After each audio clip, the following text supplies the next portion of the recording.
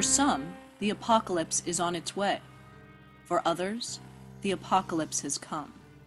What you will hear is startling, accurate, and far from fiction. In 1599, England enjoys a renaissance of peace and prosperity.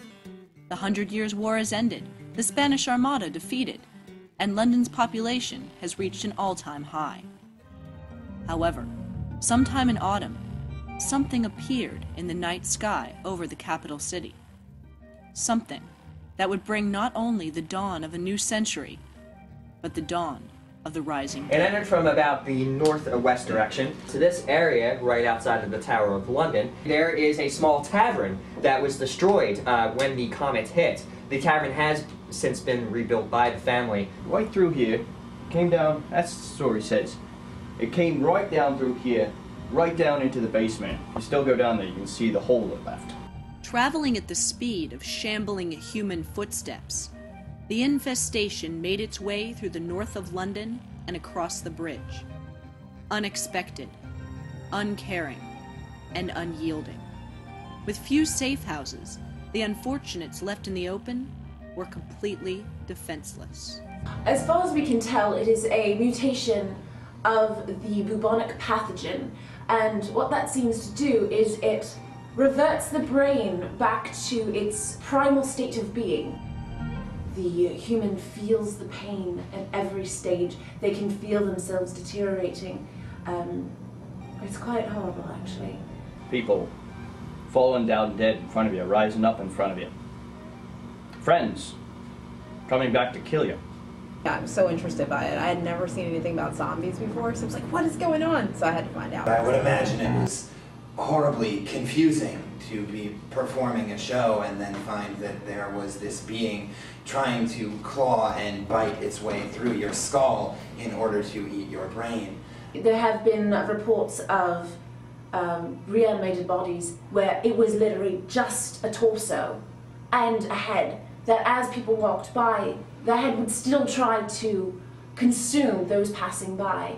It could not be curbed or misdirected in any way, but by the destruction of the cerebral cortex. The medical community at the time really didn't do anything about it. The only way to destroy the infected is to remove the head. Once that was established, they would use any weaponry that they had on them.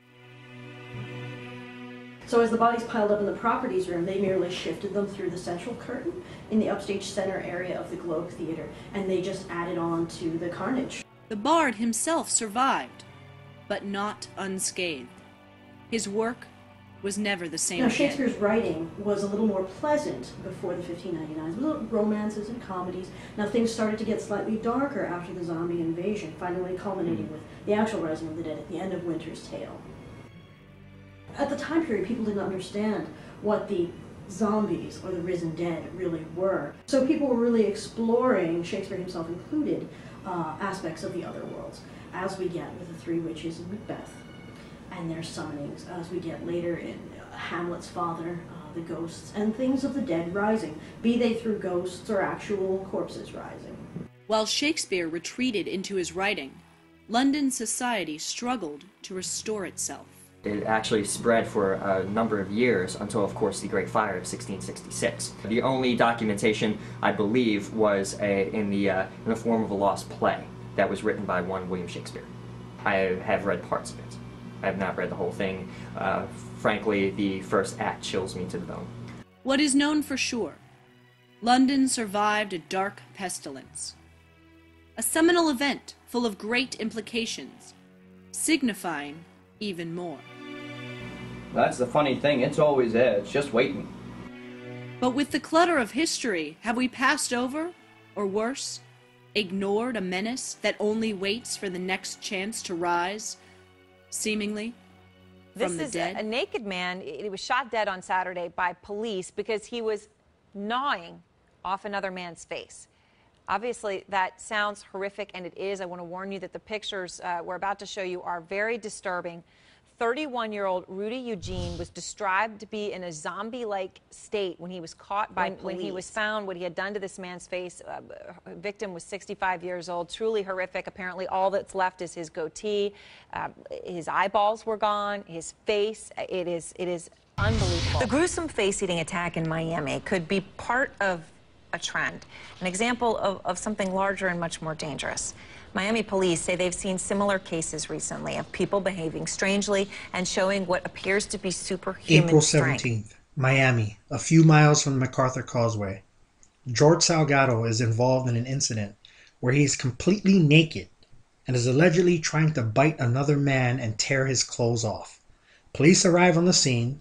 Salgado is disoriented and aggressive to officers. He is shot with a stun gun. He's restrained and later dies the next morning in the hospital.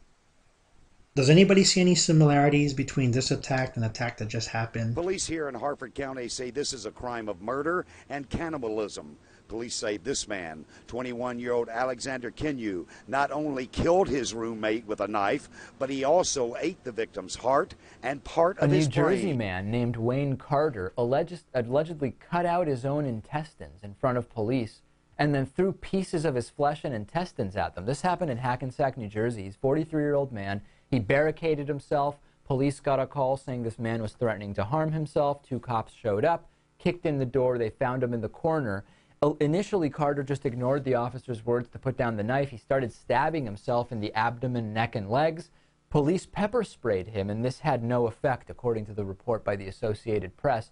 That's when he started throwing bits of skin and intestines at the officers, and officers then retreated and called the Bergen County SWAT team, which then showed up, was able to subdue Carter and get him to a hospital where he was still in critical condition as of a couple of days ago.